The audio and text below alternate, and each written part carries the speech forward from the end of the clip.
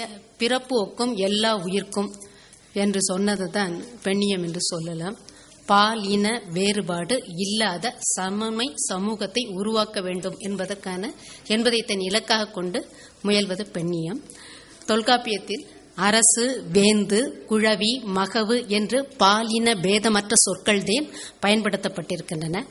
திணை வழு அமைதி பற்றி கூறும்போது தொல்காப்பியர் எப்படி சொல்ல வேண்டும் என்று சொல்லும்போது, ஆண் குழந்தை விளையாடினாள் என்றோ பெண் குழந்தை விளையாடினான் என்றோ சொல்லலாமா, அது வழுவா என்ற கேள்வி வரும்போது அவர் கூறுகிறார், இல்லின் எல்லை கடவாமல் விளையாடும் காலத்து ஆண் பெண் என்ற பேதம் பாராட்டாத காலத்தால் அன்பின் மீதுரலால் என்ன செய்யலாம், ஆண் குழந்தை விளையாடினாள் என்று சொல்லலாம், பெண் குழந்தை விளையாடினான் என்று சொல்லலாம் என்று அது வழு அமைதி என்று கொள்க என்று பேராசிரியர் உரை எழுதுகிறார். இது அந்த சமூகத்தில் ஆண் பெண் பேதமில்லாத குழந்தை வளர்ப்பு நிலையை சுட்டுவதாக கொள்ளலாம். அர்த்தநாரீஸ்வர தத்துவம் என்று சொல்லுகின்ற அம்மை அப்பன் மாது ஒரு பாகனாக இறைவனை வடிவைத்த பெருமையும் தமிழருக்கு உண்டு. ஆழ்வார், பெரியாழ்வார் கிருஷ்ணனை மகனாக பெற்றும் கண்ணனை மகனாக பெற்றும் வளர்க்க முடியாத தேவகியின் புலம்பலாகவும், ராமனை கானகத்திற்கு அனுப்பிவிட்டு துயருற்ற தயரதன் புலம்பலாகவும், இரு நிலைகளிலும் தந்தையின் நிலையிலும் தாயின் நிலையிலும் தன்னை இருத்தி பாடுகின்ற பாசுரங்களை திவ்ய பிரபந்தத்தில் பார்க்க முடிகிறது. நாயக நாயகி பாவங்களில் ஆழ்வார்கள் பாடல்கள் யாத்துள்ளனர். இவை எல்லாம் உணர்வுகள் மனிதர்களுக்கு பொதுவானவை. அதை உணர்ந்து கொள்ள வேண்டும். அவர்களுக்கு சமன்மையான நிலையை, வாழ்க்கையின் எல்லா வாய்ப்புகளும் எல்லோருக்கும் சமமாக பகிர்ந்தளிக்கப்படுகின்ற ஒரு சமன்மை சமூகத்தை உருவாக்க வேண்டும் என்பதில் தமிழருக்கு இருந்த நாட்டத்தை உணர்த்துவதாக கொள்ளலாம். இவ்வகையில் இப்போது பெண்ணியம் அமர்வு தொடங்குகிறது. முதல் கட்டுரையாளராக டாக்டர் திலகவதி அவர்கள். அவர் சென்னை எத்திராஜ் கல்லூரியில் வரலாற்றியல் துறையில் இணை பேராசிரியராக பணியாற்றுபவர்கள். விமன் அண்ட் லா என்ற அவருடைய எம்பில் பட்ட ஆய்வேடு 10 பாட்டின் வழி மகளிர் நிலை என்று ஹிஸ்டாரிக் ஸ்டடி ஆஃப் 10 பாட்டு என்பதுதான் அவருடையது. அதில் குறிப்பாக பட்டினப்பாலையில் செய்தவர். எல்லா gender studies and women studies போன்ற இன்டர்நேஷனல் நேஷனல் ஜேர்னல்களுக்கு கட்டுரைகளை அனுப்புகின்றவர். அவருடைய கட்டுரைகள் சென்னை பல்கலைக்கழக இதழ்களில் வெளிவந்திருக்கின்றன.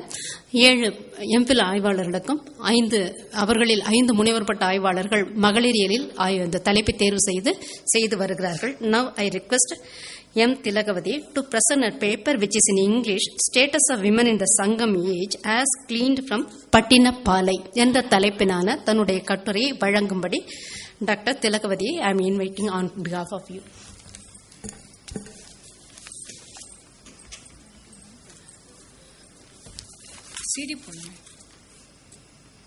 CD போடுவீங்களாங்க?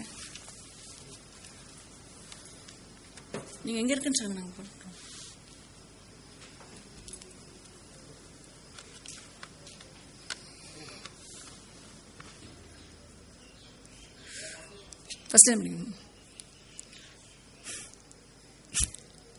The most respected chairperson, distinguished delegates, learned scholars and friends, I deem it an honor and pleasure to present a paper in this august audience.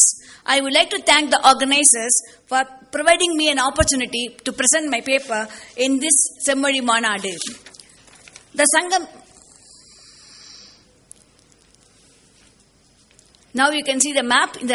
It depicts about the Sangam age border, and especially my topic is about Pattinapalai. It says the importance of Kaveri Pumpattinam and Pugar. Right. The Sangam age in South India witnessed prosperity in all spheres of life. Sangam people had a well-organized social life. The Sangam age is considered as the golden age of Tamilagam, the land of Tamil-speaking people. The Sangam literature chiefly consists of Tolgapiyam, Ettutogai and 10 பாட்டு. The classical Tamil literature of that era reflects a culture which is highly developed and throws interesting light on the polity, economy and society of the Tamils of that period. The literary masterpiece of the Sangam age reflect the high moral philosophy advocated by the Tamils. In this paper, an attempt has been made to study about the status of women in the Sangam age. The evidence for the study is predominantly drawn from Sangam literature, Pattinapalai. Literature is the most useful source of information for the social history of the Tamils of the Sangam age. The place of Pattinapalai in the Sangam literature.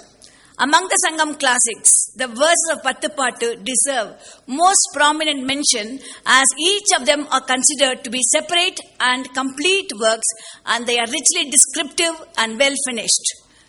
Pattinapalai, a long relic included in Pattupattu, namely the 10 Edils, is one of the earliest extent of Tamil classics of the Sangam age. The period of the Sangam age is now recognized by all scholars and historians as the classical age of the Tamils. The author of this poem is Kadiyalur Uruthirankannanar. Thirumavalavan, a Chola monarch, as per the text, is the patron of Pattinapalai. According to Tamil Literary Convention, Pattinapalai is a single verse with 301 lines can be defined as an epic. This is a special feature of Pattinapalai. Pattinapalai as a source of history. Sangam literature can be considered as the more valuable and most reliable source of history of Tamil Nadu of that period than the literature of any other period, as the Sangam poets were not influenced by religious sentiments. Pattinapalai is a best source book of history of Tamil Nadu during the early centuries of the Christian era. Pattinapalai contains many references about the political, social, economical and religious conditions of Tamil Nadu during the Sangam age. The social order of the people was based either on the region in which they lived or on the occupation for which they adapted. The occupational or professional order in the long run become birth-based. The status of women.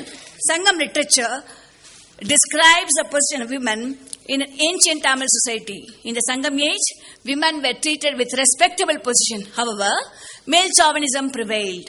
The natural feminine qualities such as Acham, Madam and Nanam were insisted in the Sangam literature.